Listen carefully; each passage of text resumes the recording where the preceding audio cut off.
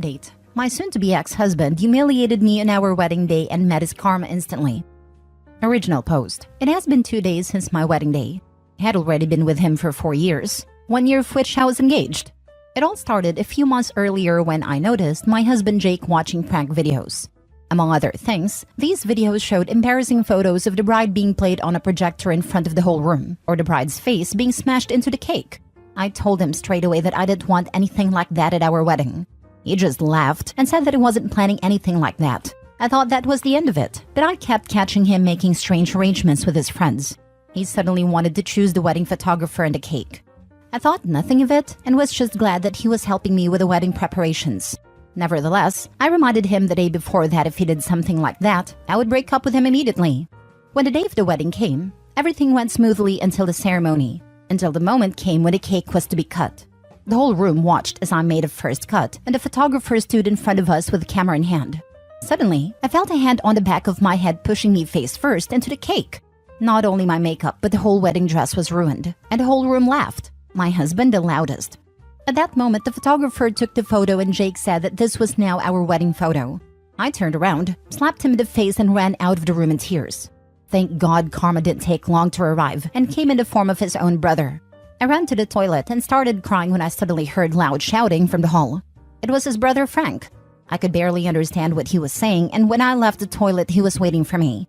He told me that Jake had something to tell me. Jake was shaking and apologized without looking me in the eye. Frank told him to look me in the eye and apologize again. Even I was a bit scared of Frank at that moment, because I had always thought of him as a kind and gentle man. I had never seen him angry before. Jake apologized again, and then Frank led us back into the hall, which was suddenly very quiet, and most of our families looked down at the floor a little embarrassed. The festivities were cut short, and I was taken home by Frank because I was too angry with my husband and I didn't want to see him. During the ride, Frank apologized for blowing up like that. He explained that my husband was horrible even back when he was a brother and used every special occasion to humiliate Frank. When it was Frank's birthday, my husband would throw his cake at him and break his presents. But back then, their parents always brushed it all off by saying that that's just how brothers behave. So he had to endure every humiliation. But when he saw my husband bury my face in a cake, he was fed up because he realized that my husband was just a bad person who got his satisfaction from humiliating others.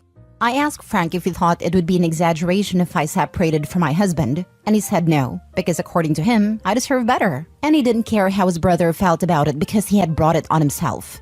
Then he told me that if I needed help collecting my things, he would help me and gave me his number. And I decided to separate from him and filed for divorce and informed Jake and my family about it. Jake just told me not to do that because it was just a harmless prank. I was spammed by both his family and mine that it would be ridiculous to end our marriage over this. But I see it differently. If he does something like this to me despite multiple requests not to do it, even after promising he wouldn't do it, then I can't trust him. No matter what he promises me, I have to assume that the opposite can and will happen, and that he doesn't care at all how I feel about his decisions. The situation can be projected onto so many much worse situations where it would be important for me to be able to trust him. His brother Frank seems to be the only one who supports me now, and I will go through with the divorce. Call me humorless, call me what you want, but I have given my reasons. Now for the top comments before reading the update. OP, I'm sorry this happened, but so proud of you. You warned him multiple times and he felt it was more important to get laughs than be a trustworthy partner. I don't know why people think humiliation is a prank. If you have to explain that it was a joke, it's not funny. Best of luck. P.S. Please let Frank know he's a good man, and we appreciate him having your back. Thank you for your support. See if you maybe can go for an annulment so you don't have to go through the divorce process. I don't know what the requirements for that are, but you really did the right thing in leaving him. Check with the wedding officiant. They may not have filed a marriage license yet. It's possible you could end it there, by tearing it up, rather than filing it at a courthouse. He lied and was disrespectful, obviously not the things you want in a marriage. Divorcing him now will save you from dealing with more boundaries being broken and heartache. You deserve better. Yes, that's what I've been saying. Stay strong. Honestly, I'd go no contact with those that are gaslighting you. They are disrespectful too. Hugs. It's hard going no contact with most of my family members, but I thought about keeping Frank around as a friend, even if he's the brother of my ex. Definitely keep Frank. He's proven that he's got your back. Start asking your family members why they think so little of themselves that they would stay with an untrustworthy partner. Make sure you sound concerned when you do it. They'll shut up quick. Now for the update. Many of you pointed out that I could get an annulment. Don't ask me why I didn't think of this earlier. But after you guys pointed it out, I plan on doing that. Haven't done it yet, but it will happen the next few weeks. It will probably be much easier than a divorce. With that being said, so a day after I wrote the original post, I went to Jake's apartment to get my stuff. I slept over at my best friend's house meanwhile. Of course, I also took up Frank's offer to help me getting my stuff. When we arrived there, he pleaded with me that it was just a prank and he didn't mean to hurt me. But the only thing I could think about is how he broke my trust before. And now I couldn't trust him now if he told me he didn't mean to hurt me. When he saw Frank, his face turned red, and he yelled at Frank and accused him of poisoning me against him. Don't worry, Jake, you did this to yourself. He argued with Frank for a while, and Frank confronted him with everything he did to him during his childhood. He told Frank to grow a pair and that he should forget about what happened back then. Ironic when he's the one who never changed, and it's just as bad as before. He constantly tried to talk to me, but Frank stood in his way and talked over him, and when we left, I saw how he angrily smashed the door. Apparently, he now spread lies to his family that Frank tried to steal me from him. Luckily, I was able to see who he really was before it was too late. What a coincidence that after this incident, my family spammed me with messages as well, about how we should talk to a therapist instead of breaking up over this. They only stopped when I threatened them to cut them off too. I told Frank about my post here, and Frank told me he read many of your comments. He said he liked your comments and that you made his day. I thought you might want to know this. This is probably the first and last update of this. I just want to get this behind me and look forward. But thank y'all for your support. Depending on the state you live in, you may need to file for annulment really soon, if not ASAP, or you already missed your chance. Check ASAP and don't put it off. Some debts of his may follow you if you are married when he incurred the debts, so get it done fast. Annulments have deadlines as far as I'm aware. In the previous post, some commenters suggested reaching out to the officiant to see if they mailed the paperwork in yet. Some don't mail it right away for situations like this. That would be even easier than an annulment, and I wanted to post here for visibility. My vote is for nuclear revenge. Agree to take Jake back only if he hosts a whole second wedding. One is identical to the first as possible. He has to do all the legwork and set everything up. He has 4 months to make it happen. Then just don't show up. Let all your family know. Let his brother know. No one else. By the way, this was mainly a joke. I hope no one takes it seriously. OP, I'm sorry you had to wait to find this all out this way, but it beats finding out in 2 to 3 years. Good luck in the future. I know it's a joke, but still, even if I took him back for that, it still would be way too risky in my opinion. Don't take that POS back. I just read both posts to my husband and we are both in awe what an a-hole that man is. I'm so sorry this happened to you. Next story. My husband thinks I slept with another man, but the reality is different. I caught my husband of 10 years cheating on me with multiple women. He bragged about how he was able to get laid. I know one woman who was 19 years old. It seems like it was just an ego boost for him. I always knew he had issues with his ego. He was a very insecure man. Whenever someone does something better than him, he would get jealous. Looking back, I regret choosing him, because I thought that he was a sweet person, so it didn't matter if he's a bit egotistical. When I found out that he was cheating, I left him and took my kids with me. I also exposed his affairs. He has since been begging me to take him back. I know for sure he is begging because his mom kicked his butt, and no one is taking his side. His last move is to make me reconcile with him so that he is somewhat acceptable. I refused, because all the things he said about me, about my body, he can never come back from it. I nearly died after giving birth to my son, and all he said was that my body's ruined.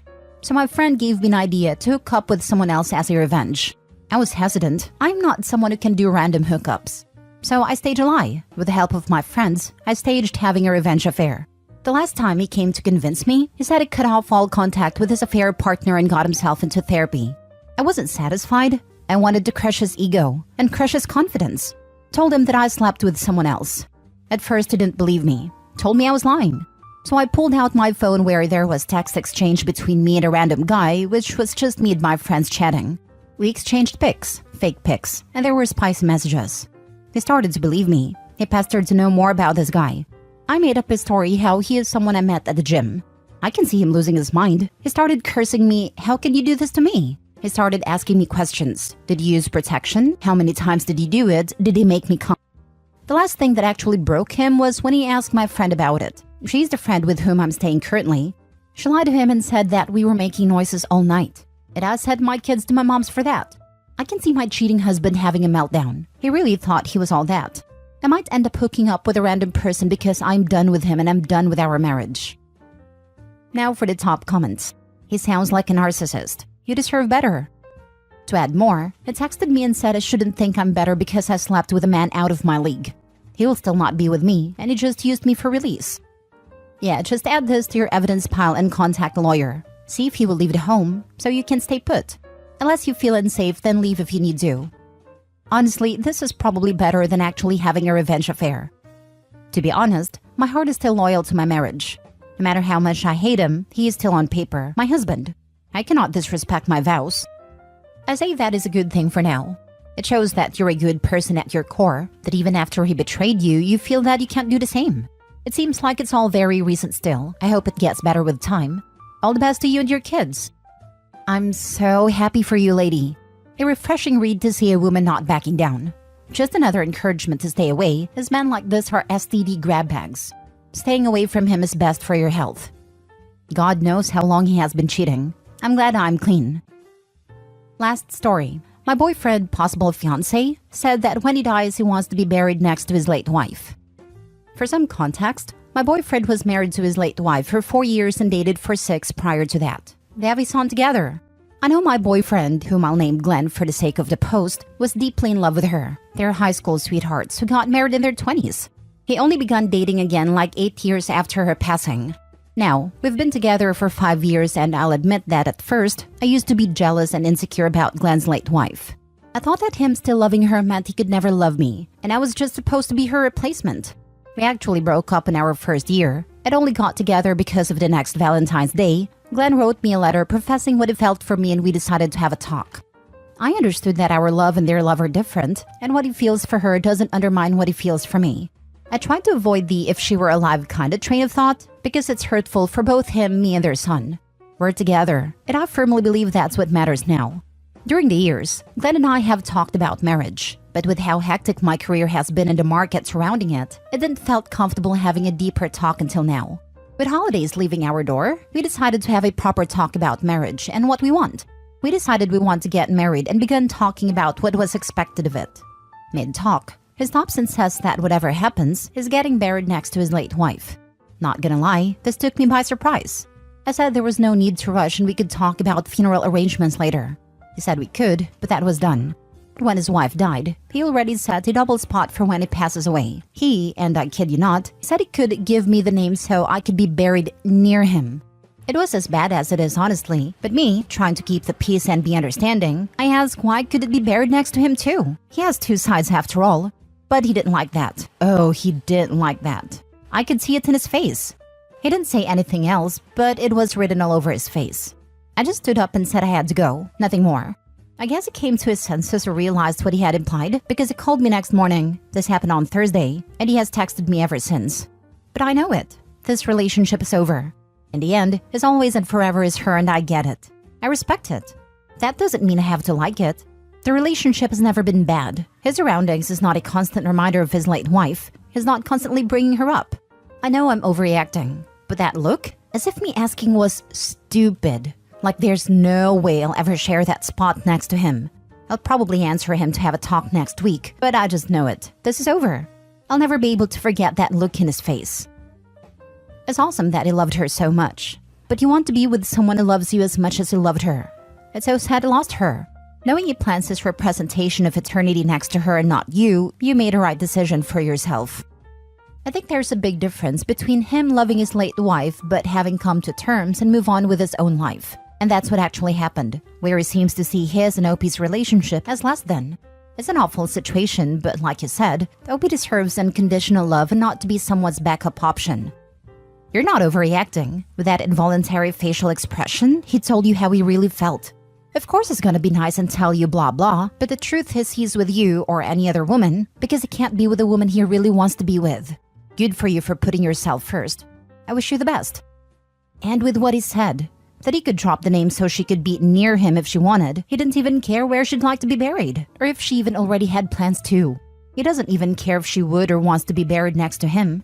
Her option was totally reasonable. He could have been in the middle and they could be on either side. I feel like somebody already told Opie she's overreacting and this can be talked over. That's why she feels like that.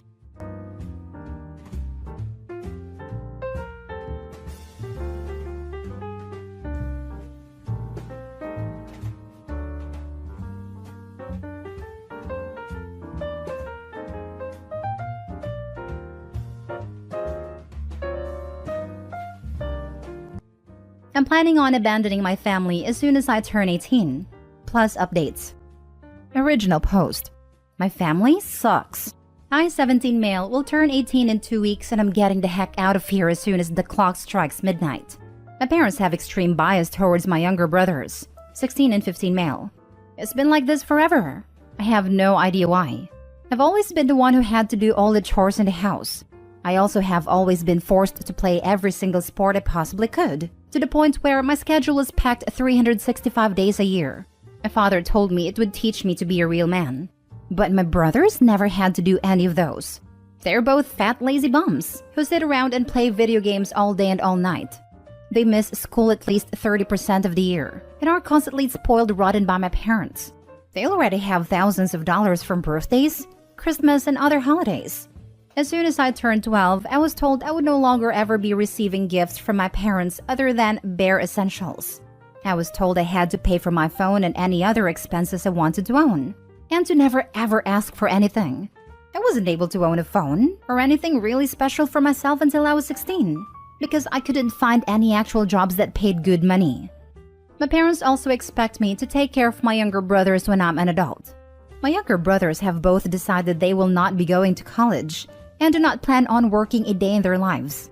My father told me, "We kept you alive. You owe it to us."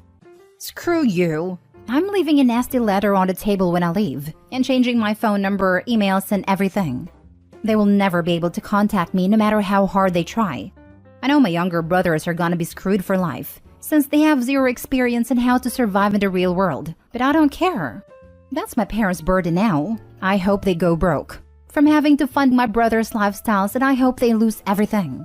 I have no sympathy for these people, and I will never feel bad no matter what happens to them.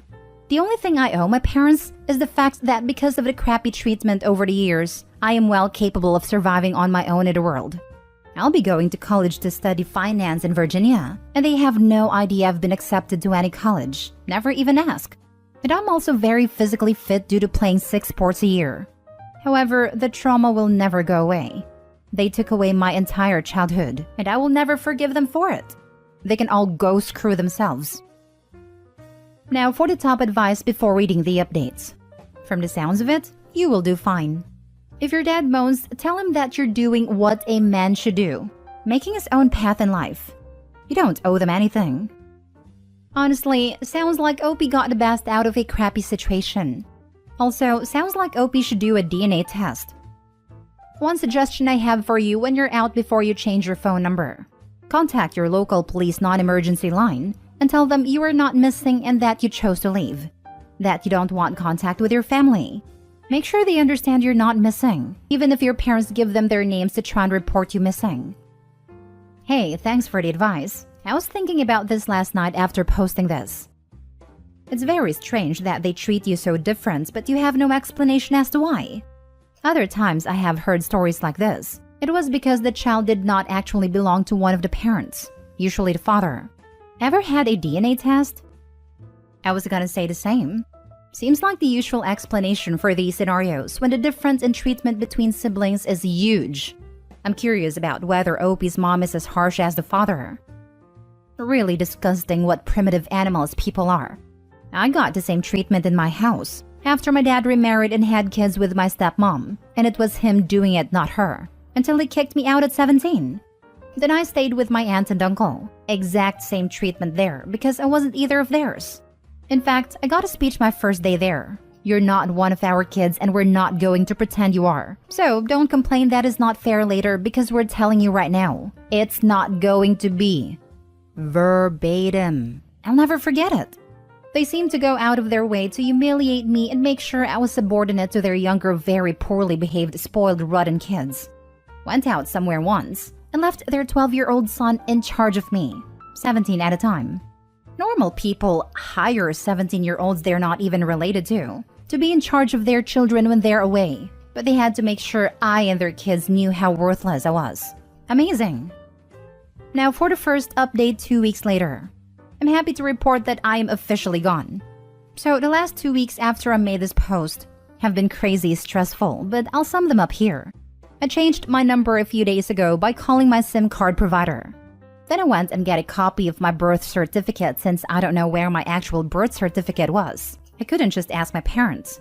And I also made sure to check that my bank account was secure and not shared with my parents. I purchased a plane ticket last week to fly in Dulles International Airport in Virginia, just outside of where I'll be attending college in Fairfax. Finally, I called one of my cousins whom I am very close with and asked him to please pick me up at around 12:30 a.m. last night. He agreed with my decision to leave and told me he was proud of me for taking action to improve my life. I packed my stuff up after everyone had gone to sleep and waited. I decided to keep my note to my family short and sweet. All I wrote down was that I was moving to go to college in California, LMAO, and that I was never coming back. So last night, my cousin picked me up. We went to the police station where I gave them my proper identification and informed them that I am not missing, and I'm leaving on my own accord now that I'm 18. They told me they'll keep it in mind and will watch out for that potential call in the next few days. I got a few hours of sleep at my cousin's, and then flew out of New Orleans International at 6 a.m. I am now sitting in my college dorm 950 miles from home, and I've never been happier in my life. I can't wait to meet new people and finally enjoy my youth. Thank you to everyone who gave me great advice on here and commented their support. I didn't expect this post to take off like it did, but I'm happy my story has affected so many. I will update again in a few weeks. Second update, September 8, 2022. This post took off again these past 2 days. My phone has been blowing up with demands for an update, so I shall deliver. Life has been good. I've been in contact with a cousin who helped me and also a few other family members from back home. He said that my mother came to their house the day after I left to talk to my aunt about me leaving. She cried and gave my aunt this whole sub-story about how she can't believe I would abandon them. And my aunt told her maybe she shouldn't have treated me so wrongly throughout my whole life, which caused a huge fight and ended with my mom being thrown out of their house. So it seems me leaving has caused pretty much the uproar I imagined. I've been doing well, met plenty of new people, and made friends via classes and dorm neighbors. I'm in a better mental state that I've been in a very long time. I feel so relieved, and it just feels like a huge weight is lifted off my shoulders. It feels so good coming on here and reading all the support and positive comments I'm receiving. I'm really grateful for this community. I will continue posting updates in weeks to come. Thanks for everything, everyone. I don't understand what the parents' endgame was here. Why the hell would they treat their oldest son like an adult from the age of 12 onward and make their other kids absolutely incapable of dealing with life? What was the point of that? I bet $20 OP wasn't a planned child, or the parents have this firstborn child responsibility mindset. Or he wasn't the father's child. Maybe mom only married dad after she had been knocked up by someone else? That's where my mind went also. A fair kid. Even if it's true that the 4 other person of the family are POS, I hope OP is getting better and better. We kept you alive. You owe it to us. So, they thought they could grow their own slave? I really hate how common this garbage is. Kept him alive. Were they planning to end him or let him die? WTF. Scary wording that I don't want to diagnose. She cried and gave my aunt this whole sob story about how she can't believe I would abandon them. And my aunt told her maybe she shouldn't have treated me so wrongly throughout my whole life, which caused a huge fight and ended with my mom being thrown out of their house. Can we take a moment to appreciate the aunt saying a, well, if it isn't consequences of your actions, and get the hell out of my house with your lying denying BS. Yeah, the aunt and cousin are also some real stars here. It's good that OP wasn't entirely alone in that family, even if his immediate one sucked. I'm choosing to believe his extended family was all waiting on his 18th birthday to start giving just desserts. Nothing OP said sounds egregious enough that any kind of law would care about it.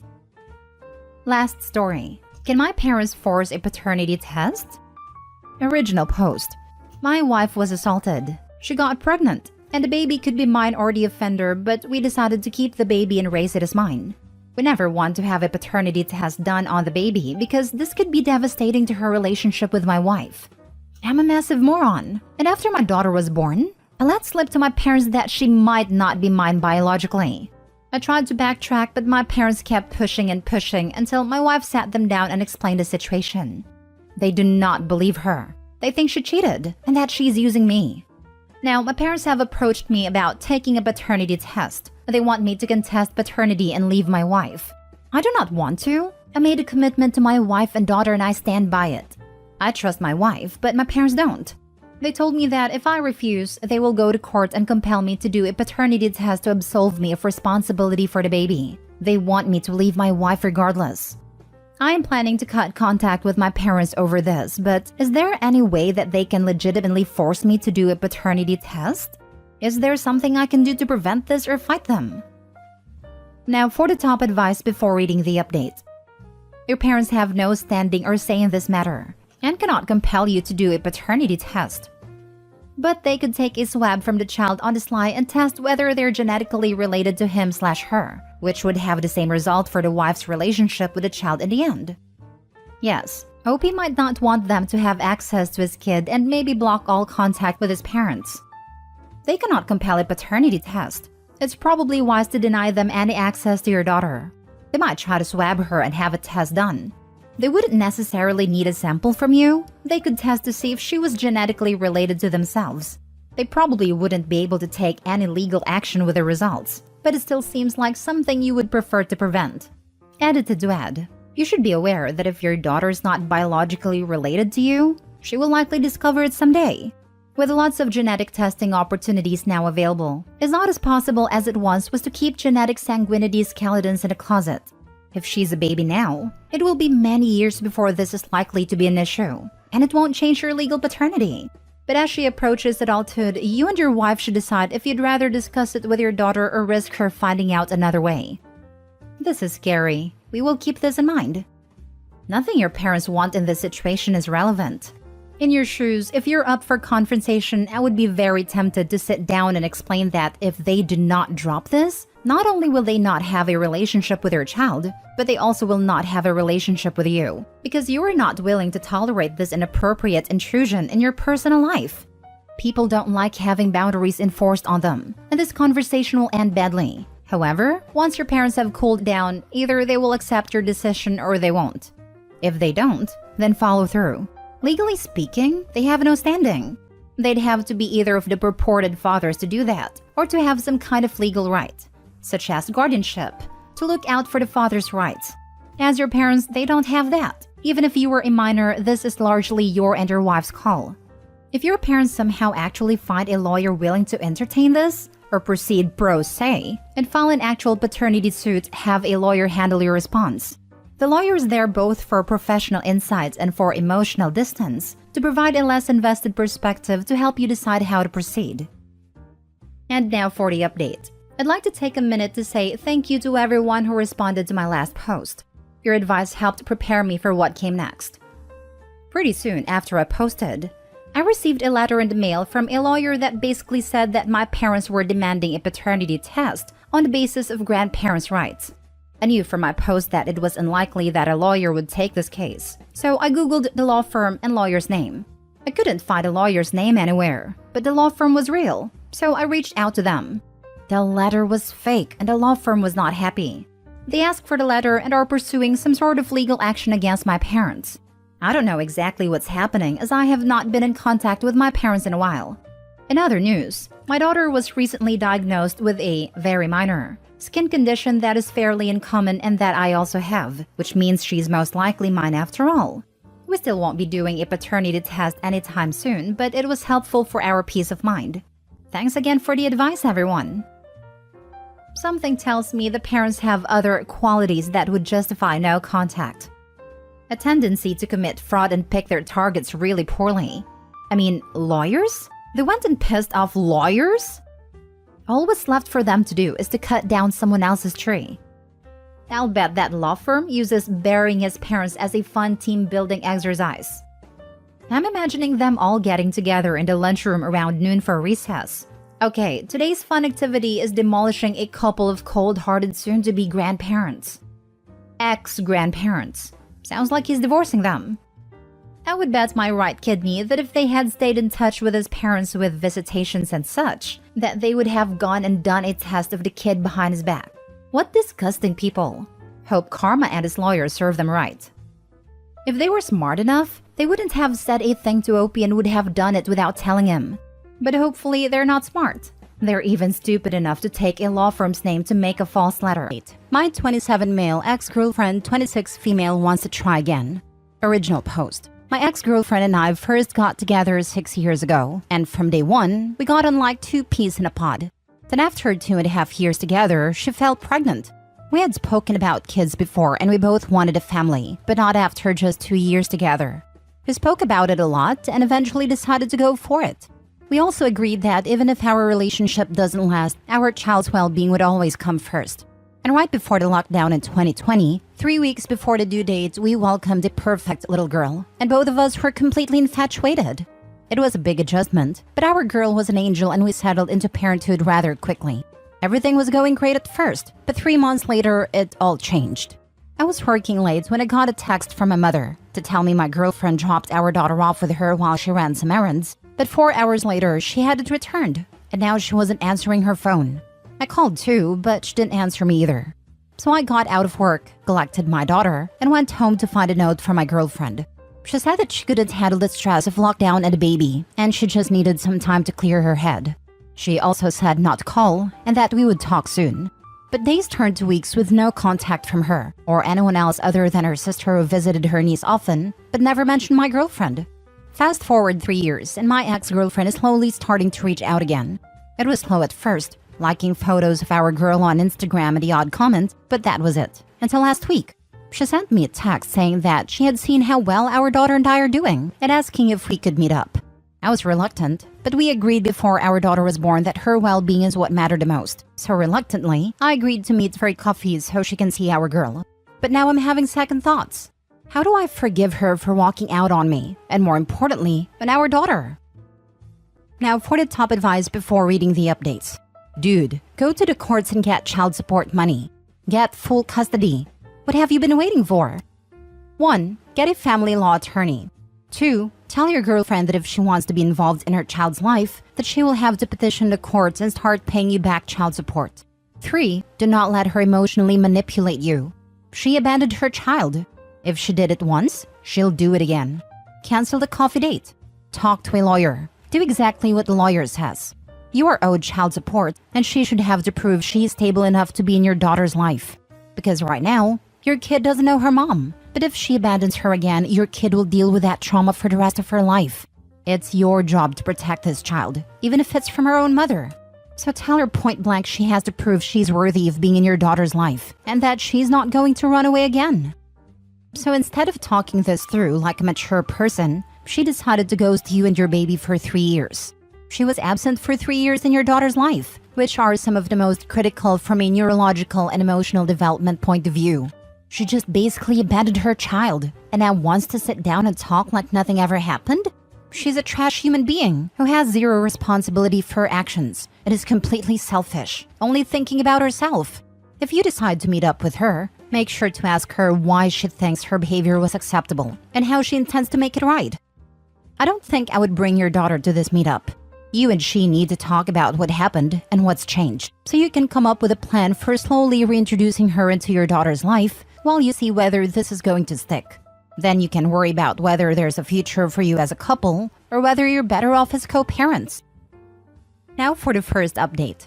As agreed, my ex and I met up a few days ago in a local cafe, and I got there early to try and work out what I was going to say to her after 3 years. While I hadn't mentioned it in my original post, I had no intention of bringing our daughter along. My ex had contact numbers of my family members, so daughter was with a coworker. And when my ex arrived, she was a little disappointed, but not all that surprised to see I was alone. The next few minutes mainly consisted of small talk, before we eventually addressed the enormous elephant in the room, where she had been hiding for 3 years of our daughter's life. She admitted that she had suffered a lot of postpartum depression, and she couldn't bear to show it in front of our girl. She acknowledged that leaving the way she did was wrong, but she wanted to be able to focus wholly on herself while she got therapy. I asked why it took her 3 years to resurface. She sent a text for our daughter's first birthday, but that was it. And she broke down admitting that she was so scared of what I'd thought of her for disappearing. In a way, she was right to be scared, because while I could come to terms with being dumped, I was furious because she left our daughter. Throughout our conversation, I could tell she's grown a lot as a person over the last few years, which is something. We spoke for well over an hour, and when I finally got up to leave, she asked where we stood. I told her that I appreciate that she's been really trying to turn over a new leaf, but it's going to take time for me to fully move on. But as a show of good faith, I showed her a video of our girl.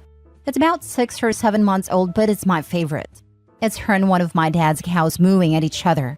Just before I left, I got her phone number so we can maintain a bit of proper contact rather than through social media, and I agreed to send her a couple of photos of our girl. I appreciate all the advice I got last time, and I'm wondering where my ex and I go from here. My hope is that we can coexist and maintain a healthy friendship for our daughter's sake. But after what happened before, it's hard to fully trust my ex. What do you guys think? Side note, 2 things I didn't mention to my ex. 1, I have zero intentions of rekindling our relationship.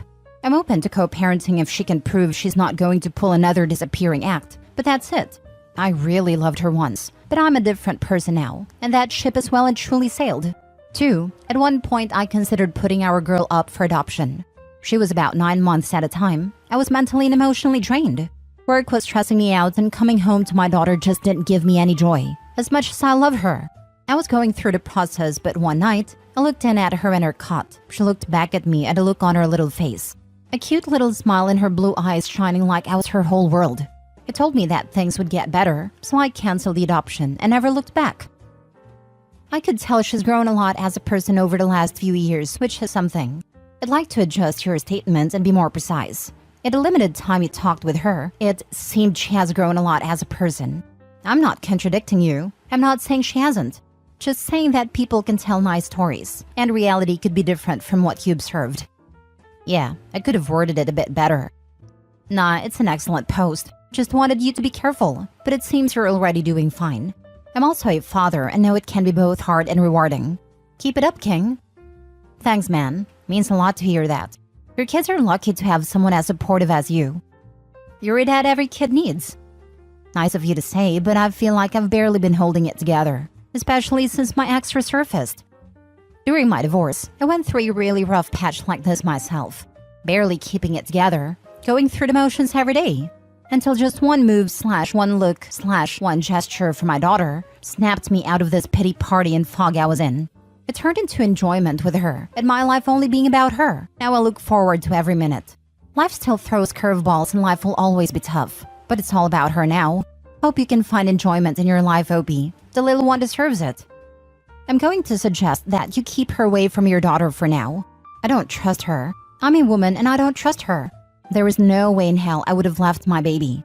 And I understand why you didn't tell her there's no way you were rekindling it. But in her mind that means she thinks that there's a possibility you guys are working it out.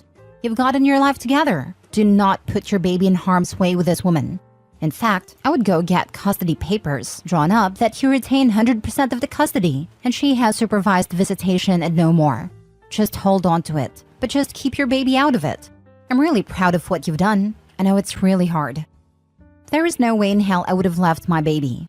I've never been able to understand how she did what she did, and I doubt that I ever will. It seems like going for full custody is the best thing I can do right now. And my daughter is such a sweet little girl, and I plan to let her stay as carefree and fun-loving as she's always been. It hasn't been easy, but it's been such a rewarding experience. Good for you, man. I would have said don't meet her, except the kid changes things. You're clearly putting your daughter first, and that's great. But don't trust this woman. She'll disappear again when it becomes too much. I wouldn't have given her the time of day if it wasn't for our daughter, because she's our daughter at the end of the day. I've also been talking with a friend I went to school with that studies law, and she's given me great advice regarding sole custody. I hadn't really thought about it before, but my brother and his wife suggested it, so my bases are covered regardless of what happens. Second update. It's been a few weeks, so I thought I'd give another update regarding progress with my ex. First off, thanks to everyone for the advice and support. It's been such a huge help. So down to business. Per my ex's request, I accompanied her to a session with her therapist, and she reassured me that she and my ex have made good progress. But she still has some issues to work through. Specifically her relationship with her parents. She told me they separated, and her mother had a temper, but I didn't know how bad it really was. After the session, my ex left and I hung on for a minute to ask her therapist for her opinion regarding reintroducing my daughter to my ex. She recommended holding off for now and offered me a free session to talk about it, so I'm going to see her next week.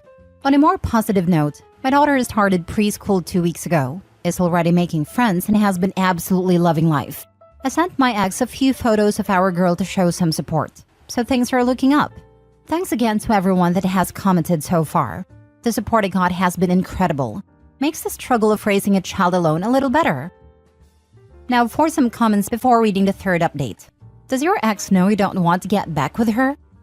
Not yet. I plan to tell her after the therapy session, but stuff came up that I was never aware of even when we were together, so it didn't feel like the right time. Did she show any desire to get back together? I don't think so, but like I said, it really wasn't the right time. I don't know, bro. She left you to do the heavy lifting. She doesn't get to come back and get away with not doing the work all parents put in. Not saying whether or not I would let the ex in your child's life again, but I would do everything I could to protect my child from the chance of this woman disappearing again, but with my child this time. Now for the third update. I didn't intend to do another update until my ex and I had made good progress, but she made a confession yesterday and I don't know how to handle it. She called me yesterday morning asking if we could meet up since she had something important to tell me. I was off and kiddo was at preschool, so I had half an hour to meet her. Soon after I got there, she asked me about our girl and I told her she was doing well. Moments later, she broke down and told me that she wanted to tell me why she decided to reach out, so that there weren't any secrets between us. She admitted that she had been seeing a guy for about 18 months. I don't know his name, so we'll call him Luke. I was initially angry at the thought of her dating while I was raising our girl alone, but she was in tears, so I held back. She admitted that Luke had taken her to his nephew's christening, and she had a total breakdown at the sight of the baby and the thoughts of our daughter. She apparently got really drunk and broke down in tears before admitting to Luke that she had a child that she had basically abandoned. Apparently, she tried to distance herself from Luke after that, but it stuck with her, and his love and support inspired her to see a therapist and reach out to me. I would have run a mile if I was in his shoes, so he has my respect for helping her through that difficult time. I told her I was glad she told me, and happy that she has someone that is so devoted, before I left to collect kiddo. But now that it has fully sunk in, I can't wrap my head around it. How could she have gone off and dated someone else while I was left with our child?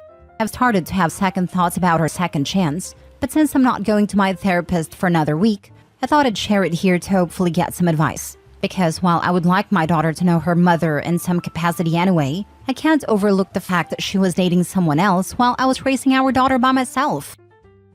She is bad news for you. The new interest for her child is a little mixed bag, in a way that it could be good for your daughter to have her mother again in the picture, even if you two do not get together again. But at the same time, as Luke is trying to save his relationship with your ex, and she having feelings for her child, she could also try to get custody of her in order to have her back and have a family with Luke. Seek a lawyer and ask what you can do to protect yourself and your daughter, in case she looks for more than what she's telling you.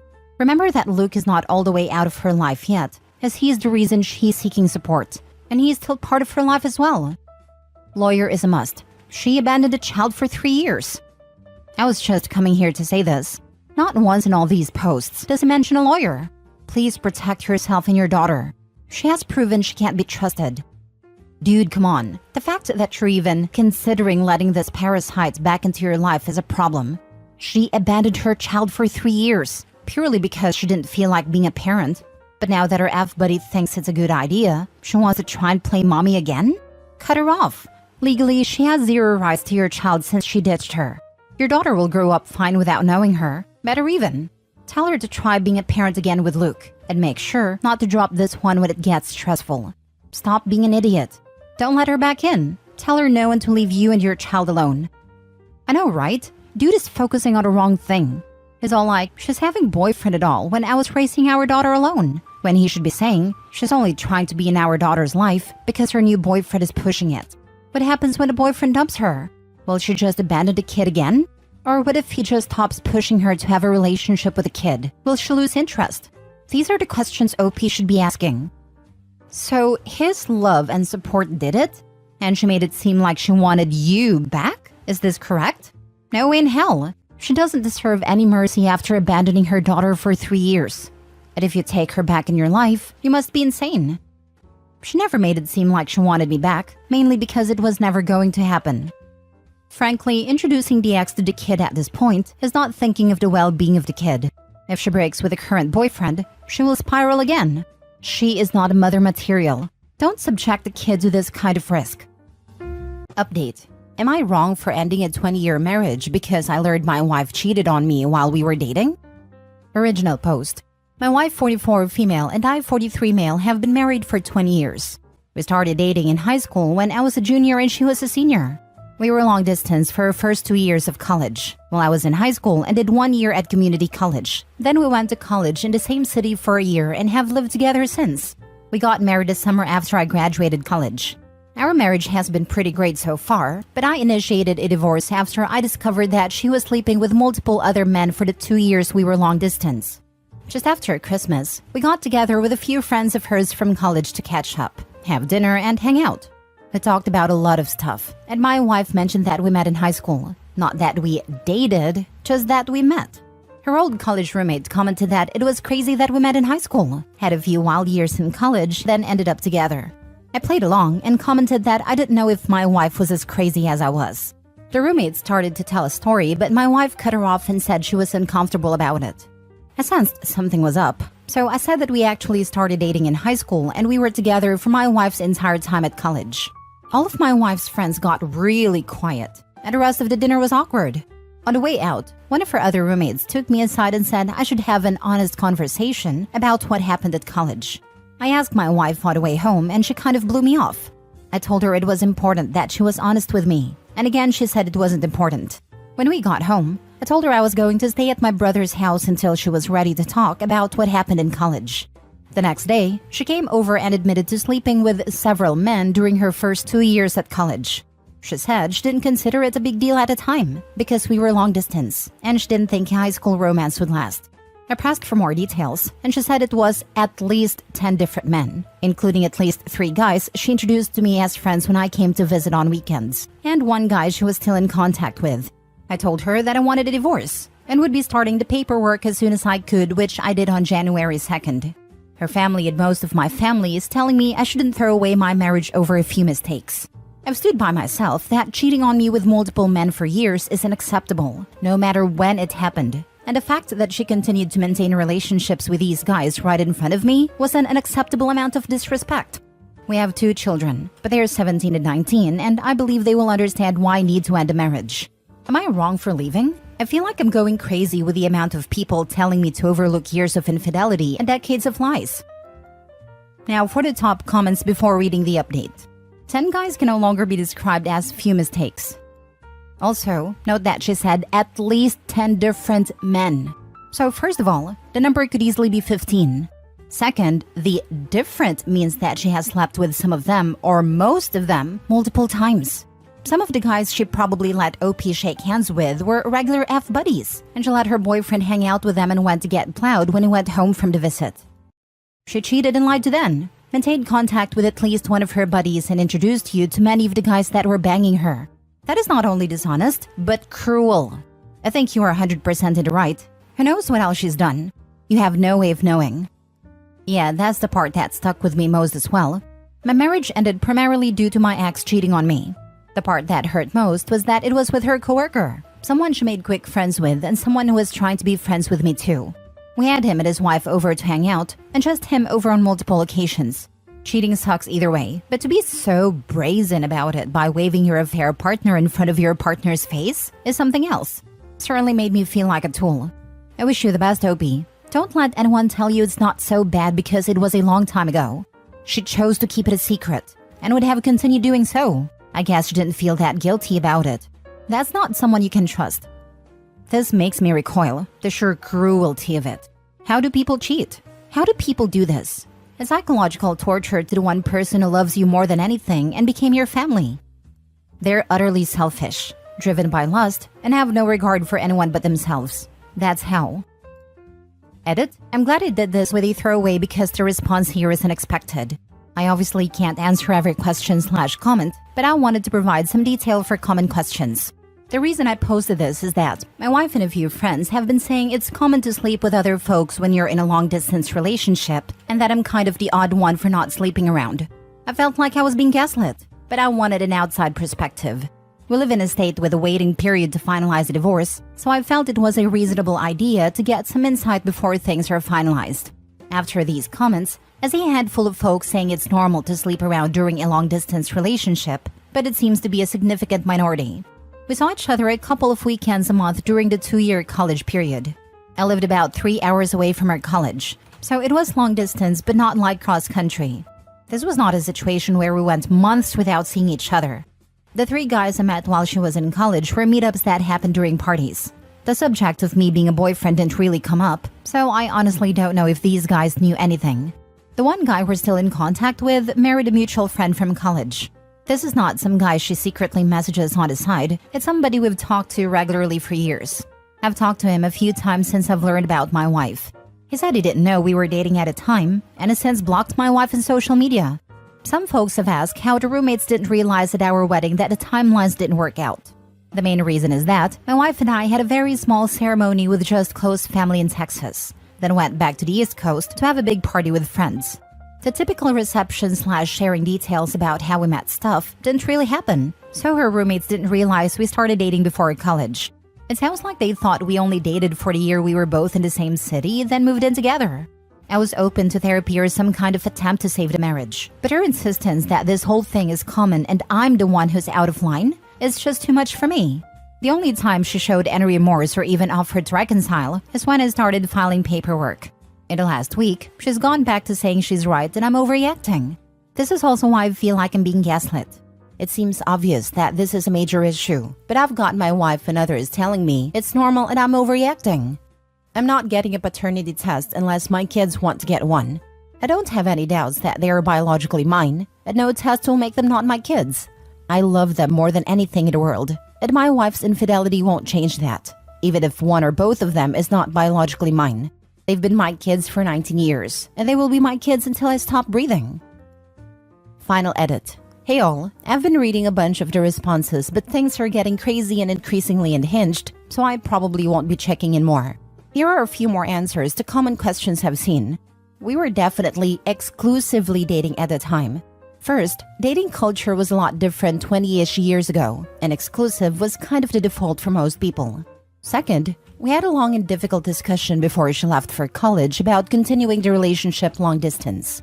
She specifically wanted to stay together, and even joked about her dad coming after me if I started sleeping around with girls at my school. Finally, at my senior prom, she was not able to attend and was very upset when I proposed going with a platonic female friend of mine. As a result, I ended up skipping my prom and hanging out with her instead.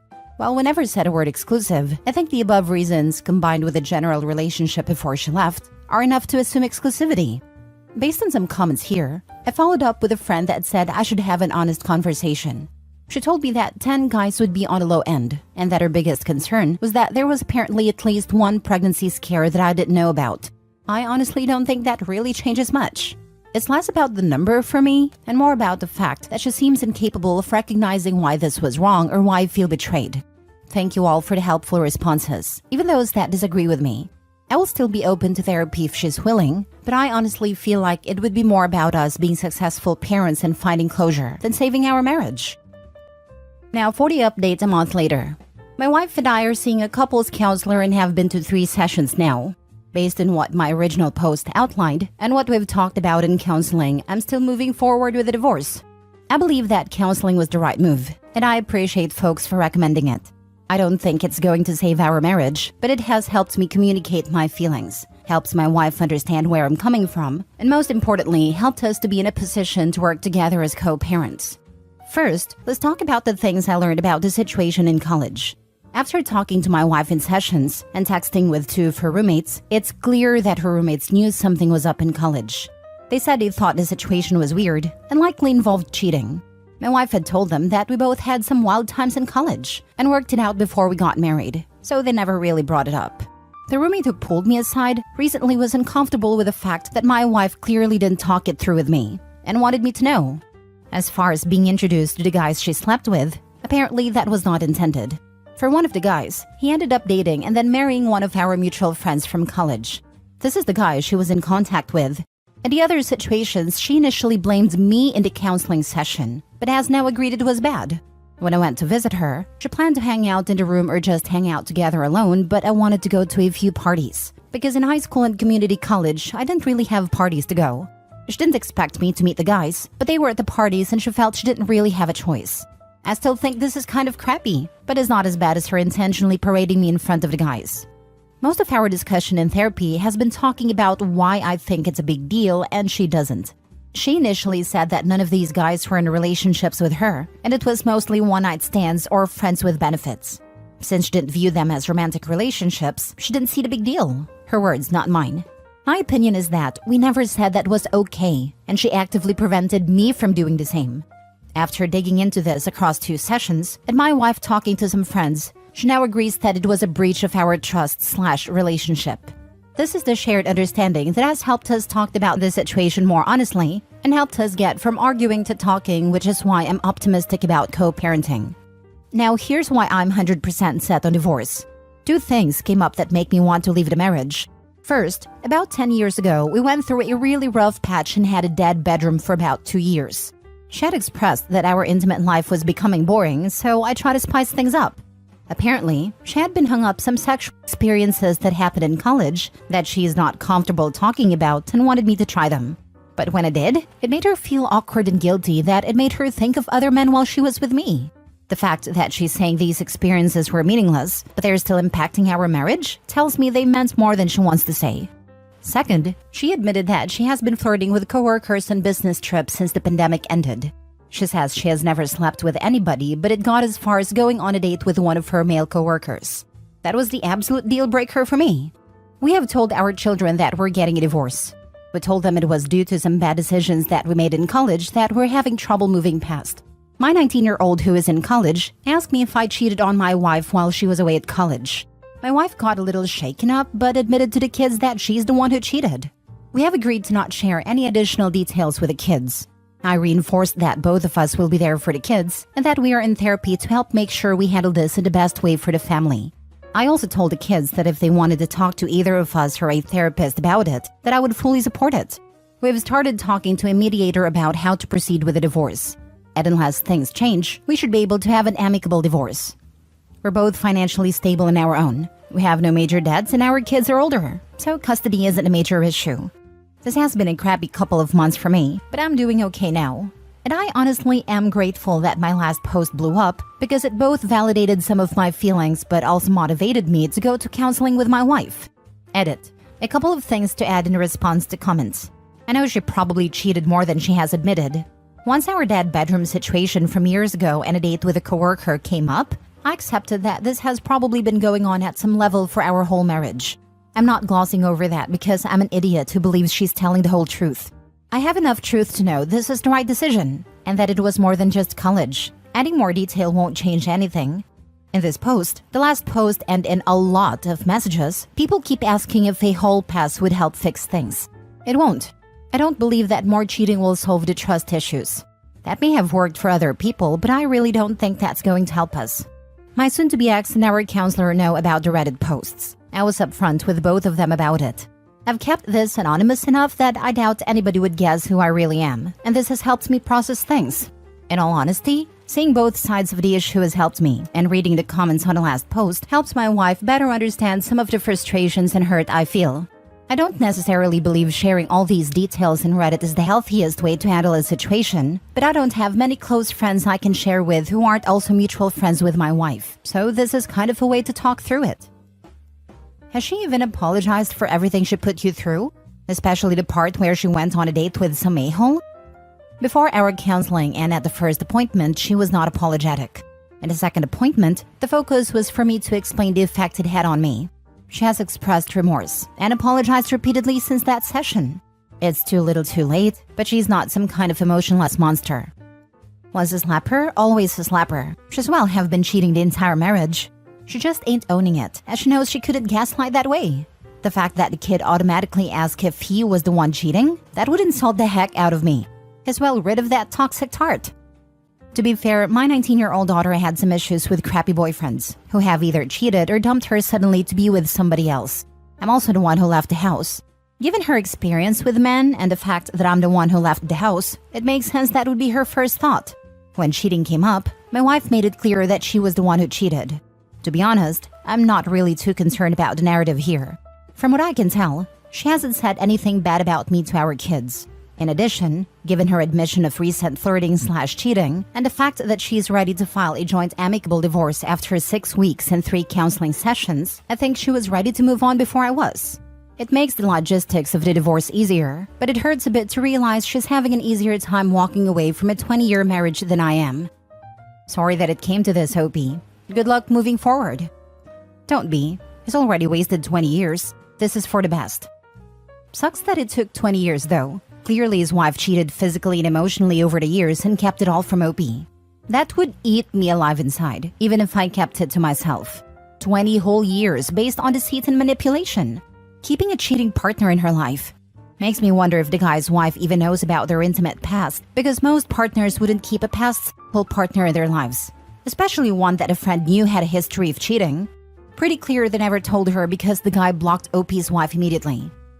Not only did she cheat back then, but then in therapy admitted to going on a date with a guy and flirting with work dudes.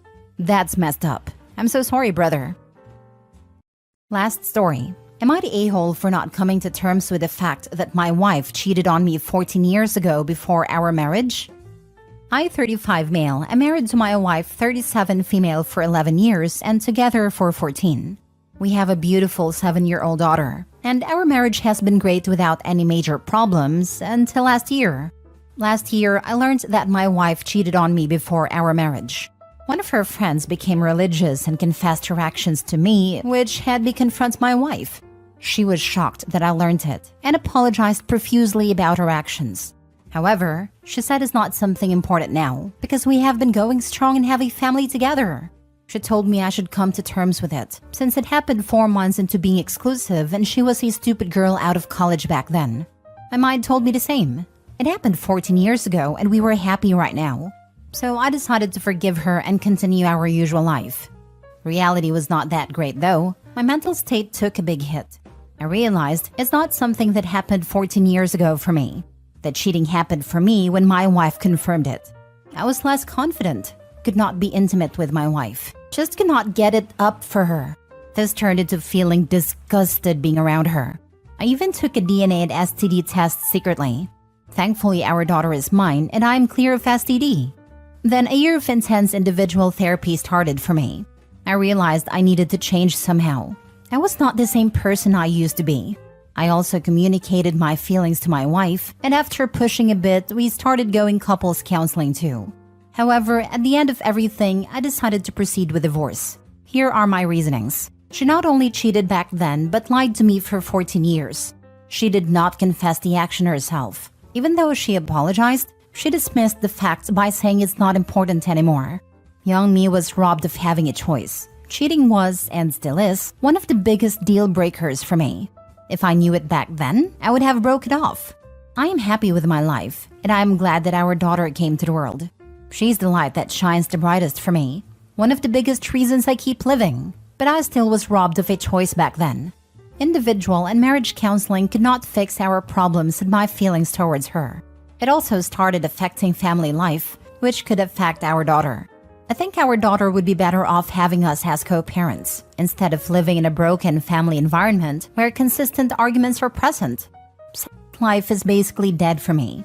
We do have sex, but I feel like those women on film/series that just lay and look at a ceiling waiting for it to be over. The only difference is that I'm a man. I do not even want non-sexual gestures anymore. Last week, I had to sit down with my wife and explained everything I wrote here in detail. My feelings, reasonings, and some other private things. I've been talking to a lawyer for the last month, and papers are almost finalized. 50-50 custody, 50-50 assets sharing, and as amicable as possible. I explained everything thoroughly and clearly to her. She freaked out and had a panic attack. We spent the night at a ER. She's begging me to reconsider and not throw away 14 years. However, even though I would like to stay, it will result in us being roommates and a broken family environment for our daughter. Am I in the wrong here? Now for the top comments. This isn't an a-hole or not question. You aren't able to love her the way you did before. You no longer trust her. Your relationship is dysfunctional. Therapy didn't help. Calling you or her an a-hole will solve absolutely nothing. All you can do now is to make the separation as smooth as possible for your daughter. Someone else wrote this in a thread months ago and I still remember it. The affair happened 14 years ago for you. It just happened for me. Like she's had 14 years to process and lie about it, and then to just let it go. For Opie, this just happened. He's still dealing with all of it. And not just the affair, but the 14 years of lying by omission too. It's brand new to him. Also, Opie, not the a-hole. Also, the wife is an a-hole. Not the a-hole, and I'll tell you why. Even though she apologized, she dismissed the fact by saying it's not important anymore. The only thing that infuriates me more than cheating is someone being dismissive of their cheating because it happened so long ago. It's not old news for you. For you, it just happened because you just found out. Now, even if your wife had been truly apologetic and contrite, I would say you weren't the a-hole for not being able to let this go. But the fact that she tried to sweep it under the rug and pretend like it doesn't matter? Huge red flag. Plus, you clearly can't look at her the same way. Get out. It's a shame you couldn't have found out earlier, but at least you know now. End the marriage. It's best for both you and your child. Opie tried to make things work, but it's clear his feelings for his wife have fundamentally changed. We can control our action, but not our emotions. Insisting on a loveless marriage can make things even worse. It's more about the 14 years of lying than the cheating. You're still young. Honest love is still waiting for you. Yep, the whole "it happened so long ago" argument doesn't wash. All that does is make me think about every moment, every smile, every look, and how they could have been actively deceiving me about something like this the whole time. If they're capable of lying about something that big, how do I know they're not hiding other things? Frankly, I would probably be less disgusted if my partner came to me and confessed an indiscretion that happened the previous night. I couldn't forgive it either way, but at least they weren't so shameless as to lie about it for over a decade. Don't blame OP in the least.